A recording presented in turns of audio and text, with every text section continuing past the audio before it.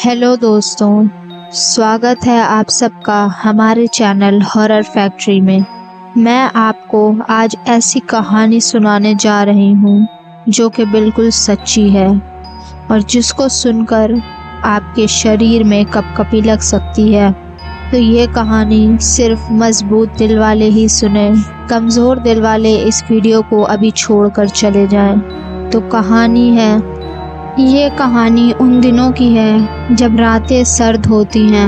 वो जनवरी की रातें थीं जिसमें लोग ठंड से कांपते हुए अपने अपने घरों में दुबके रहते हैं और जगह जगह आग जलवाई जाती है। वो एक गांव था और गांव में एक दुकान थी जो रात के 2 बजे तक खुली रहती थी। वो एक हलवाई की दुकान थी। हलवाई का नाम खुदा बख्श था और उसकी खोए की प्योर मिठाइयाँ होती थीं जिसकी खुशबू आने जाने वाले का दिल ललचा देती थी। आज खुदा बख्श अपनी ही धुन में मिठाई बनाए जा रहा था कि एक घोड़े पर एक खूबसूरत नौजवान आकर दुकान के सामने रुका और घोड़े से उतरकर बोला, मुझे मिठाई चाहिए। ऐसी आवाज़ कभी नहीं सुनी थी। उसने पूछा, कितनी मिठाई चाहिए? 50 किलो, उधर से जवाब आया। खुदा बख्श ने सारी मिठाई पैक कर दी और उस शख्स ने खुदा बख्श को पैसे दिए और चल दिया। आज तो खुदा बख्श की ईद हो गई। बस यही सिलसिला हर रात के 12 बजे चलने लगा। खुदा बख्श की मिठाई बनाने की रफ्तार अब और भी तेज़ हो गई। एक दिन दुकान पर फ़ोन तेज़ी से बजा। दुकान में काम करने वाले एक लड़के ने बढ़कर तेज़ी से फ़ोन उठाया। उधर से एक भारी आवाज़ आई, आज रात 12 बजे 100 किलो मिठाई चाहिए। उसने अपना पूरा पता बता दिया। खुदा बख्श के हाथ अब और तेज़ी से चलने लगे थे।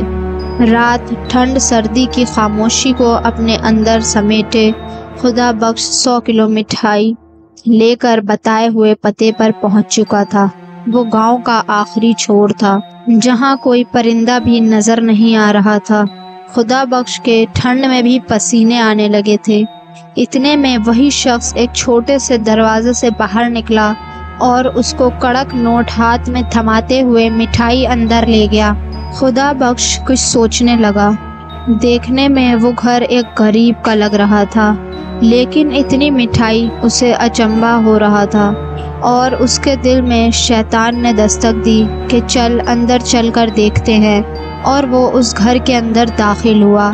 उसकी आंखें फटी की फटी रह गईं। अंदर का मंजर बहुत ही खौफनाक था। मैं कैसे बताऊं?